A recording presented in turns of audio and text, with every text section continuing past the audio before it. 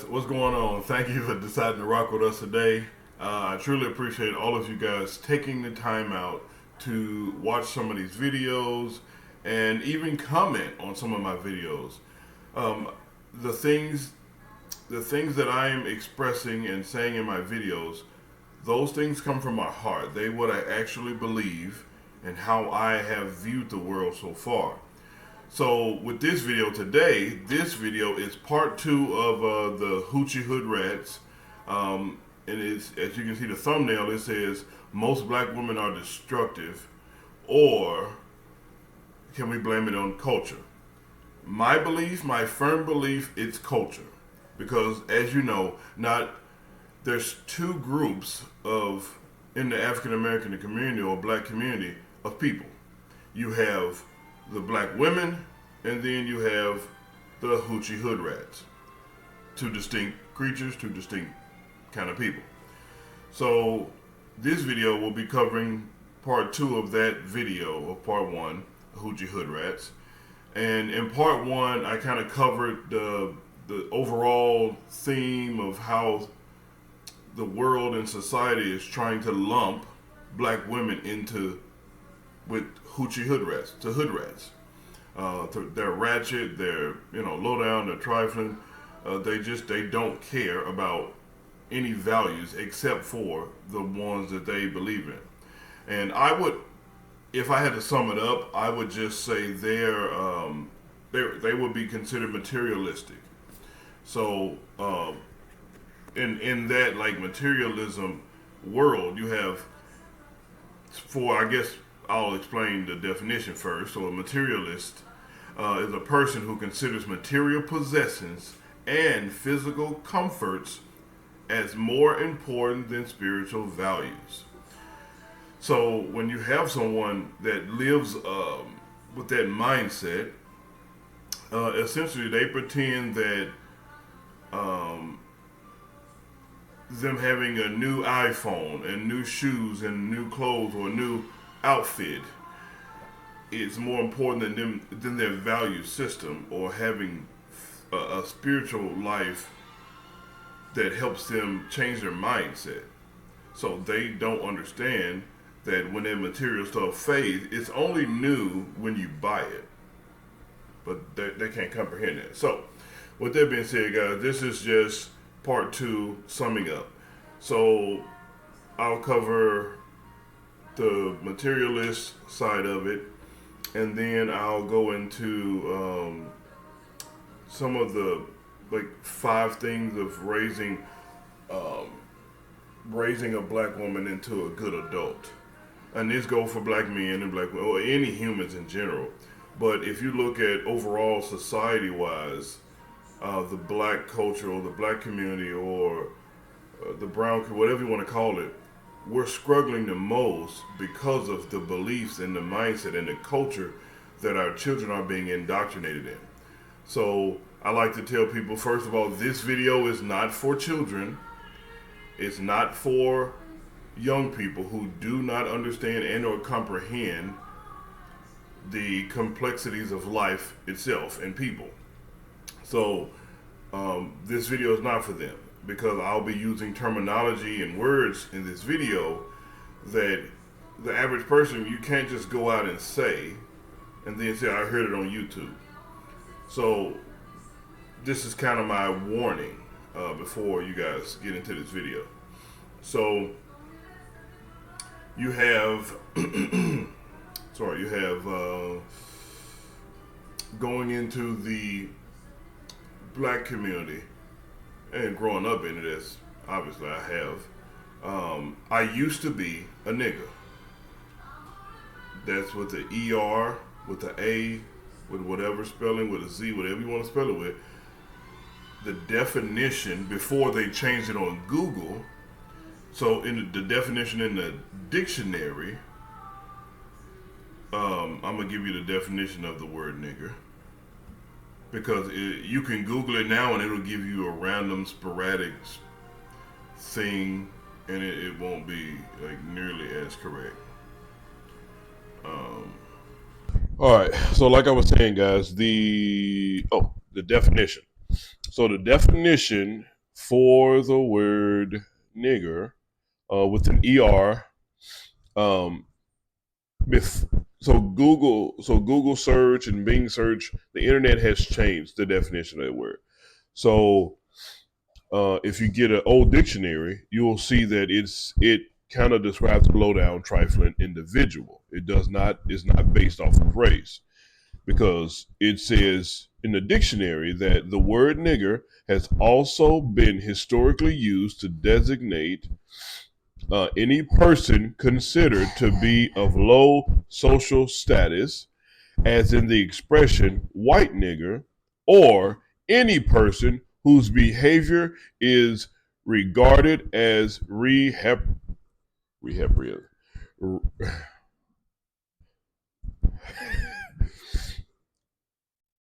reprehensible is the word. So, in a sense, a low down, trifling individual who doesn't care about anyone else but themselves. Um, so the word, the way we use it, the way we hear it used today in modern time is, in our modern vernacular, is not correct at all. But that's what a nigger is.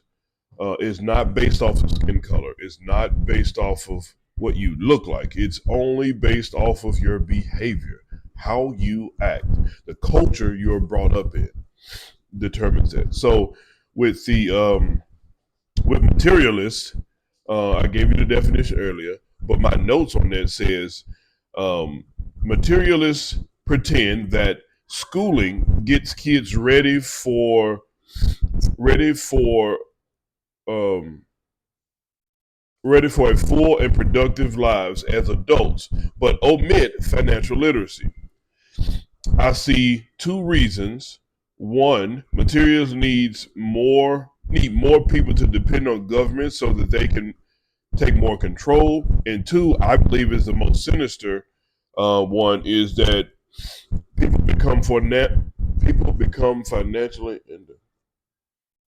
Hold on, guys. Hold on. All right. All right. So, sorry, that was my wife needed to tell me something. So, number two, like I said, is the most sinister that I believe is one. Once people become more financially independent, once people become financially independent, they can make better choices and less crimes are committed. Jails and prisons and law enforcement lose millions in funding, and there is less room for the government to grow. So materialists, um, I also call them, as Thomas Sowell called them, black rednecks, white liberals. Um, he didn't use the N word like me, but yeah, they're niggers. So that's kind of like their concept. They care about nothing other than what they want to do and how they feel. And if you cut on the news, you'll see it. The media portrays the ones in public, the hoochie hood rats, as black women. And no, they have black skin, but they're not black women at all. They don't even act like black women. So that was kind of my premise in part one of this video. This is part two, like I said earlier. And what I'm seeing for myself, um, being a black man, is culture. I truly believe it's culture. And what I'm seeing is more women, or more, I guess, more hood rats. They're basing their future expectations off of past experiences. And let me give you an example of what I mean. So, a woman and a man have a child. The mother is low income, on government housing, government assistance. She can't have a man living there, and the government tells her that. In order for her to get food stamp and free housing, the man has to be out of the house. So she kicks him out, or he lives somewhere else, or he just leaves. You never know what happens with every case. But the father's absent, and the daughter is being raised by a single mom who is working hard and providing for her, making all the money, taking care of the house, teaching her, and all this. And when that child grows up, She notorious. She will almost automatically have father issues. Her father wasn't there and present in her life to care for her, show her that side. So therefore, she has father issues. And then she grows up, and her relationships with men throughout her adult life takes the same kind of course of her past experiences. My mom did it on her own. I don't need a man. I can do it on my own. And she's not understanding that because she was a child when she saw that the dynamic from your mother's time to yours is completely different.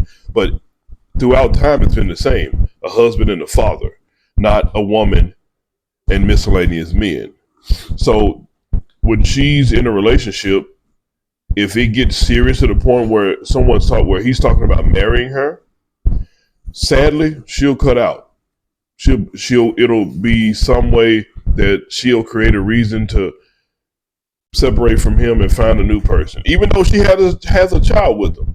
But in her mind, I don't need a man because I saw my mama do it, so I can do it. So that's what I mean by basing your future expectations on your past experiences. With like most hood rats, they're not, and I'm not saying that they are horrible people as being like human beings. They just do horrible things that creates a cycle of generational poverty and dependency and neglect with the children because they're living a life that, like materialists, a person who considers material possessions and physical comforts more important than spiritual values. That's kind of how they roll. So you can see my daughter sitting back there. She won't have father issues other than my father disciplined me. He was too strict on me. But she'll turn out to be a better woman for it. And I love her with all my heart. And I don't want her to end up how most people in my society or in the world has ended up, most women. So I'm hard on my daughter, but I'm also leaning on my wife to help me with the emotional side. Help me to understand like she's crying for this reason, or John, she's just having well, my wife helps me a lot because I'm a disciplinarian, and it's either you do what I say or I discipline. You do what your mother says, you get disciplined. Bottom line, spare the rod to spoil the child. If you hate your children, the Bible tells you this, guys. If you hate your children, let them continue in those foolish ways. But if you love your child or your children, discipline them. Teach them how to do things the right way. Don't let them live in a life of foolishness because you know it leads to death and destruction. Simple. So anyway, back to Hoochie Hood Rat. So that's kind of the cycle I've been seeing like almost my entire life. It's been in my family, it's been in other women other women I've been in relationships with and dated or just messed around with. I've seen it, and it wasn't until recently I've been able to kind of like identify it. And the only reason it was in my face and I didn't see it because I had the same mindset. I had a poverty mindset, and this is not just for females. This affects men too, but differently. But it still affects. It's still damaging. So, with that being said, so the materialistic person, the hoochie hood rat has that mindset of nothing else matters but a new iPhone or a new car or new shoes or new this, and they'll put that in front of children because those are spiritual values. Raising children, loving them, guiding them, training the child up in the way that they should go, and when they become old, they won't depart from those ways. Those are biblical principles about raising your children. They put those to the side. So I see it. I was going to talk about the five rules for raising a great adult. Now, a lot of this flies in the face of society. All of this flies in the face of society right now. But I don't care. I live it. I do it in my house. Me and my wife are building a better, stronger family bonding relationship because we follow these five. Now, there's more, but I want to get into this. So, and if you do the opposite of all five of these, more than likely, if you have a young daughter, she will be a hood rat. She will be ratchet. She will entangle herself with nothing, no good men, which are called niggas, and you'll wonder why she's acting out because you hadn't guided her as a father. So, rule number one is work on your marriage. A lot of times, what I've seen when I was dating was a lot of women when I'm dating them, they'll put my needs and what I want in front of their own children. They'll make my things first. They'll help me with my stuff, and their children clearly need their help. We're not married now; we're just dating, and they automatically and they would do that a lot of times. But if you're married, your marriage is more important than anything your children are asking you for or wanting. And I know this sounds weird, but hear me out. Working on your marriage helps you and your wife, man and woman, build something so that when issues come your way, you're on the same page. That falls into number two. Number two is be on the same page in respect to kids. When my children ask me something, my daughter, she's been bouncing around now asking me something, and she'll go ask the mother. Or she'll ask the mother something, she'll come ask me. And I say, "What'd your mama say?" And she'll go, "She said no." Well then, that's what it is. So being on the same page in your marriage also helps your children understand that you can't pit us against each other. And a lot of times that's where hood rats go wrong.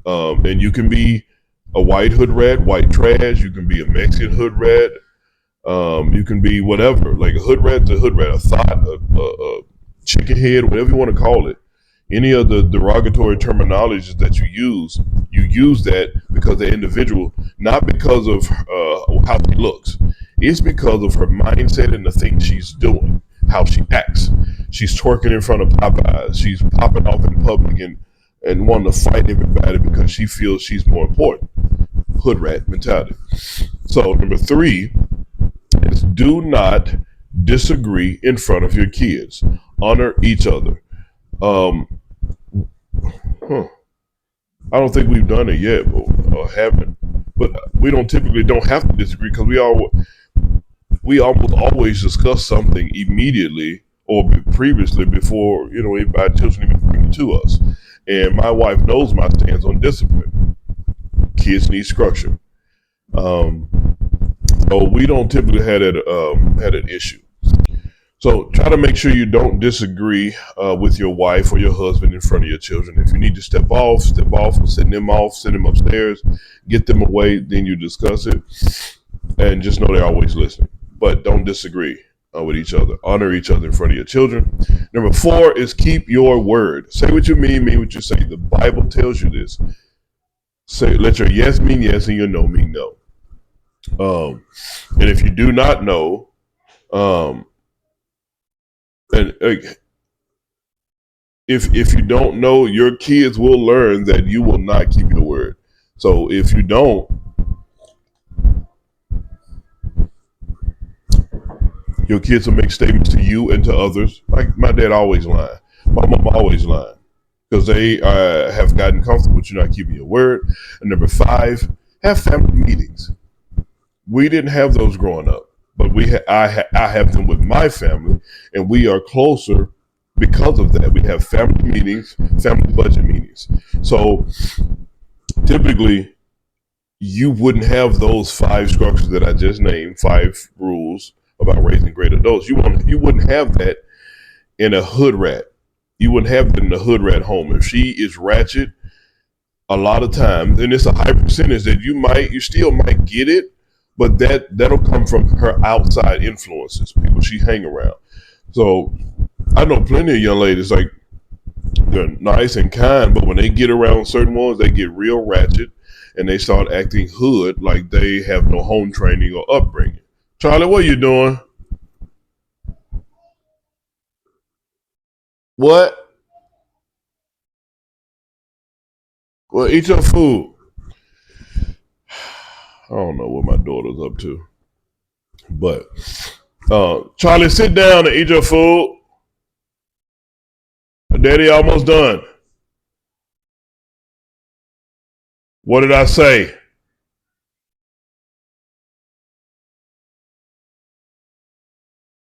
So, like I was saying, guys, she threw me off track. But You typically won't have that in a household where the man is not valued. And a lot of times that's how you create hood rats, by pushing out at least one or all of those values.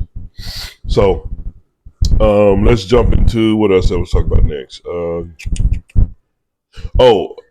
what I noticed also growing up, like it it is, if you agree with this statement, put a thumbs up, give us a like. It is easy to control people that are sick, broke, misinformed, afraid, and uneducated. Schooling and education are two distinctly different things, just like a black man and a nigga. Distinctly different creatures. Schooling is compulsory. That's what you go to, and you just go and sit, and then school is over, and you ask the child when you come home, "What'd you learn today?" And they go, "Oh, nothing much." They didn't learn much because it's schooling. But education is what I have in this world by living my life in this world and working and learning how to do things the right way, doing something that I don't know how to do while I'm doing it. And education is what I would call my skill set and my training that I received in carpentry, that my training that I received in law enforcement and corrections, and just and how to do basic life things, taxes, pay bills. The Dave Ramsey Financial Peace University. That's educate. That's being educated. I'm understanding how to use the education that I have to build a better life for my family. Schooling does not teach you that. You got people that go to school for years and end up working at Taco Bell. So when you have people that are uneducated, misinformed, afraid, sick, or broke, it's easy for the government to come in and control them. And a lot of times you'll see what they do in the public and on media. They glorify the hoochie hood rat. Look at the young lady, Sexy Red is one of the ones they've been glorifying often, most of this year. She goes around elementary schools, only all black elementary schools, and when she raps about her anus, and she raps about what a man doing to her and going to do to her sexually. That's all she raps about. And the young women and young men, when they see her, they go crazy, and they're being taught to glorify someone who does not add value to it. She's talking about nothing positive, but you notice it's only black schools. She don't go to these like Ivy League schools. She don't go to the schools that actually educate children. She don't go to schools that actually teach. She don't go to white schools. She only goes and is allowed to go into low income black schools. And you can check this out on TikTok or YouTube or Instagram. Check out her page if you want to. She is helping destroy our generation of women. She calls herself a hoochie hood rat, ratchet, uncivilized, and yeah, they're building her fame off of because she's a hood rat and she's ratchet and loud and uncouth and uncivilized, and they're acting like, oh, that's how all women should be. That's all black women. No, it's not. She's not a black woman. She's a woman with brown skin, but she's clearly a hood rat. Bottom line, she's a hood rat. So in this video, guys, this is my way of trying to explain the materialist mindset, which is also a hood rat or a nigga mindset. 5 rules of raising great kids, and if you do opposite of those 5, more than likely you're gonna end up with your child, black, white, pink, or green, will be a hood rat with those long fingernails, 6-foot eyelashes, and a dress that you're trying to, that if a gust of wind comes, she's pulling it down every few seconds. That's not being respectful. That's not dressing like you have any sense. And to a lot of young boys, that's attractive. They only want to get with her so they can have sex with her. I've done it. I've seen young ladies, and they were only attracted to me as far as their body. And when I was done, I was done. So I made horrible mistakes in my life, and God has blessed me with a daughter, And now I'm trying to do better as a man and as a father and as a husband and as a provider to educate those, my children first, but educate other people and their children about personal finance and budgeting. Because what I've noticed, it's a true statement, birds of a feather flock together. You never see wealthy people and homeless people hanging out together, sleeping together, riding around together, spending all their days together, because they have nothing in common. You only see other homeless people hanging out with other homeless people, because you don't hang out with crackheads every day. If you do, I'm sorry to hear that. You broke. You live in paycheck to paycheck, and you'll soon be on their level because you're following the things that they do, whether you know it or not. So that's one of the reasons why we don't allow our kids to hang out with drug dealers. We don't allow our kids to hang out with pedophiles. We don't allow our kids to hang out with murderers, because we don't want our kids doing that. So therefore, if you're not teaching your children about finance and budget, who you think they're gonna learn it from? What's wrong? Mama went to the store. She'll be right back, okay? Are you finished eating lunch? Yes? Okay. Here come Daddy. Daddy finna come and help you. So guys, this video is just to reiterate about part one, and this is part two, but just to get you guys to understand, hopefully, that there's a big difference in how you raise your daughter, what you're teaching her, how you're teaching her. Then it goes for sons as well, but you can make a greater impact, fathers, if you focus on being there for your daughter and teaching her those valuable things in life. Even if you don't have a faith background, you still have faith in something. You believe in something. And if it's being a materialist, focusing on your personal possessions are more important, then you're definitely going to lead your kids down a narrow, lonely, and sad path in life. So guys, have a blessed day.